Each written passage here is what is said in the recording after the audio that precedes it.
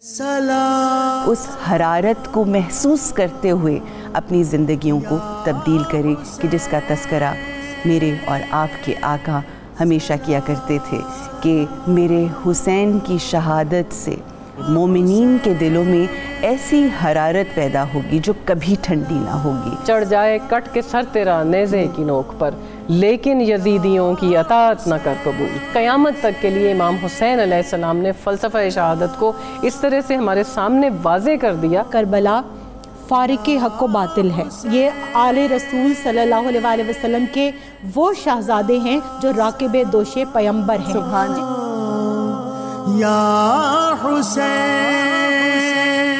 سلام شہدائے کربلا. بے مثل ہے جہان میں